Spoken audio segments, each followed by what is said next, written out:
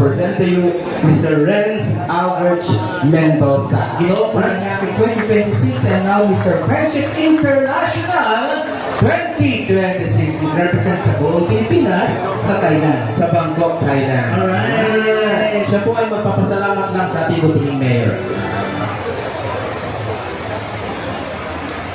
Magandang umaga po sa inyo lahat. Ako po si Renz Aldrich Mendoza, 25 years old mula po sa Barangay Mulo. And nais ko lang po ibahagi sa inyo na nagsimula lang po ako ngayong 2026 sa aking pageant career. At ang una ko po sinalihan ay ang Ginoong Paranaque 2026. At thankfully po, nanalo po ang Barangay Mulo at nakakuha po namin ang grand title hanggang sa nagkaroon po ako ng oportunidad na sumali po sa national stage. At sa pagsali po sa national stage, ang sinalihan ko ay Mr. Friendship International Philippines 2026 at ang binuhat ko ng pangalan ay siyempre po, ang City of Paranaque. And nangyari po yun, ang coronation night po namin last August 9, 2026 at nakuha po natin ang grand title.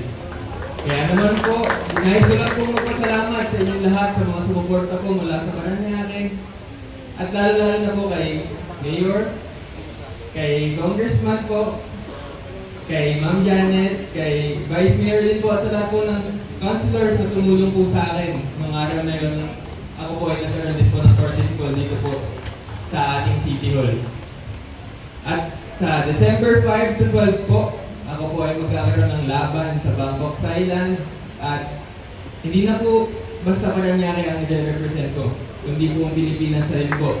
Kaya po sana ay patuloy niyo po ako suportahan na sana po ay maiuwi po natin ang grand title din dito sa ating bansang Pilipinas. Maraming salamat po and happy birthday po Mayor and Ma'am Janet po.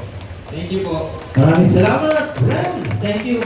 Picture kayo with Kuya Edwin, kasama ang ating siyempre ang ating mga konsehal. Congratulations, friends! Sunod na yan eh. Oo, sana makuha mo ang crown. Ginoong 2024 natin ay second runner-up ng Mr. Universe. Mr. Universe. Ginoong Paranaque 2025 din, siya yung Viva Vista. Yeah. Artista na. Champion. Champion. Ating ginoong Paranaque 2026 ngayon nasa international na. Alright, congratulations, friends. Maraming salamat. At this time, meron Hi guys, we have here Mr. Friendship International Philippines 2026, Renz Aldrich Mendoza. Hi Aldrich, congratulations for winning Mr. Friendship International Philippines. Hello po, kamusta po?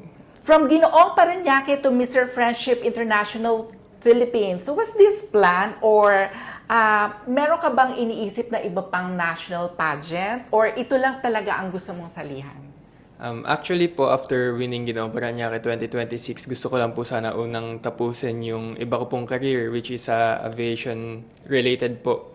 But nagkaroon po ako ng opportunity na makasali po sa Mr. Friendship International Philippines 2026 last July when I was invited. Pero po, unang beses ko pong sumali nung Mr. Friendship International Philippines is nung 2024. But unfortunately, nag-back out po ako noon before the pageant dahil po kinailangan ko po muna tapusin yung thesis ko noon and my priority that time is education. Speaking of your course in aviation, you are a runner-up of Mr. Pats, right? Yes po, yun po yung pinaka-unang pageant pong nasalihan ko which is Mr. Pats 2024 po. Anong course mo sa Pats? Ang course ko po is Avionics Technology. Wow! Okay, how do you feel right now that you were given recognition today at Paranaque City Hall? Actually, nakaka-excite din po and napakadaming taong sumusuporta kaya naman po hindi ko din ine-expect na ganun din po kadaming makikinig sa akin and thankfully po, lahat ng taga Paranaque, lahat ng nasa City Hall ay 100% na nakasupport sa atin. You are the only one wearing white among the finalists. Was this a strategy? No po, actually lahat po ng candidates ay pinagbigyan po kami mamili kung white or black. Madami naman pong naka-white sa amin noon. Pero nung sa top 7 po, nagkataon lamang pong ako yung napili na nag-iisang naka-white. Oo nga, di ba? Okay, your final question is a little bit tricky. If you could trade lives with any of your fellow contestants for 24 hours, who would it be? Ang pinili mo si Ronnie. Yes po. It's just show na yung answer mo is truly from the heart and you answered truthfully. So, talaga bang yun talaga ang nasa isip mo? Parang ang hirap ng question na yun for me. Actually po, ang mga review ko po dati nun is about education, technology, AI, mga ganun. Tapos ang itatanong po sa akin, kaninong buhay po makikipagpalit. So, sobrang layo po. Pero, hindi naman din po magbabago sagot ko. Yung kay Ronnie pa din po kasi after all, he's the most famous person among the candidates. And gusto ko po malaman at gusto ko matutunan kung ano po yung mga pagkukulang ko at ano yung pwede kong baguhin para mas ma-improve ko po yung sarili ko. When you were announced as the winner of Mr. Friendship, you were holding something in your right hand. Ano yun? Yun po yung rosary ko and ginamit ko din po siya noong Ginoong Parañaque 2026. So lagi ko po siyang dala and yun po yung hawak-hawak ko tuwing, lalo na po kapag Q&A na dahil yun po yung nag-guide sa akin sa pagsagot ko. Did you expect to win? Actually not po dahil wala po akong nanalong any special awards, best in denimwear, barong, swimwear, or anything else. Kaya po, hindi ko na din po in-expect kung matatawag pa po ba ako or hindi. Pero handa po ako tuwing kinakailangan ko po magsalita sa harapan ng mga tao. Please tell us more about you. Do you still go to school? Anong mga hobbies mo? Okay po, bale. Currently, habang katatapos lang po ng pageant and habang nagpe-prepare po ako, ito po, kasali po ako ngayon sa mga basketball league sa amin. Then, currently din po, tinitake ko po yung license exam ko po sa AMS, Aviation Maintenance Specialist po. And hopefully matapos ko din po yun this year para po tuloy-tuloy din po ang success natin. May licensure exam pala Yes yun. po. I see. Okay. How about your preparations for your upcoming international competition? I believe masinsinang pag-gym na. Yes po, dahil ang unang-una pong tinanong sa akin kung ano po yung kailangan ko po talagang pagandahan is yung physique dahil international level na din po. Then, after all, kailangan ko din pong practicein yung pasarela ko, yung communication skills ko dahil maraming language barriers ang mangyayari doon kaya kailangan din po natin siya paghandaan. Will this be your first international competition? Yes po, lahat po ng nasalihan ko ngayon is first time. Galing no? What are your expectations sa Mr. Friendship International Competition? My expectations, actually, hindi ko pa din po malaman kung ano po ang i-expect ko doon kasi first time ko din po naman magta-Thailand. Baka po ma-culture shock or ganun. Pero pinaghandaan ko lamang po yung laban na mangyayari sa December. And tignan po natin kung ano magiging resulta. Pero looking forward po ako na may uuwi po tayong crown.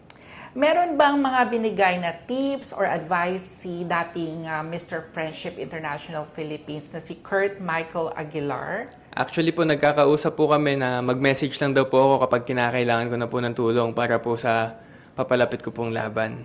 Meron bang sinabi sa'yo si Mr. Joe about Mr. Friendship? Yes po, madami naman pong sinabi, madami din pong guidance and sinabi din po niya sa akin kung ano po yung mga dapat kong i-improve para po mas maging maayos at maganda ang performance ko para sa international stage. Okay.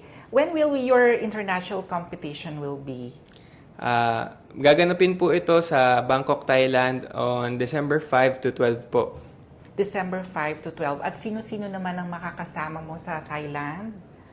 Kasama ko din po yung mga co-winners ko, yung Ambassador, Tourism, and Icons po. Bale, lalaban din po sila sa Asian Model Look. Bale, 6 po silang representative ng Philippines. I see.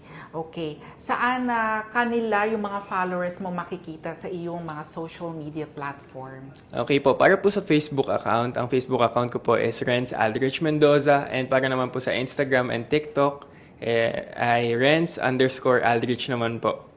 Okay. Renz Aldrich, maraming salamat sa iyo at congratulations. Meron ka bang mga gustong sabihin sa iyong mga followers at supporters? Okay po, para po sa mga supporters ko po dyan sa Parañaque and sa mga silent supporters ko po, sa family ko, sa friends ko, sa partner ko, and sa lahat po ng mga taong nasa likod ko para po suportahan ako. Maraming salamat po sa inyong lahat. And wag po sana kayo magsasawang suportahan po ako sa mga paparating ko pa pong laban. Alright, thank you! Thank you po.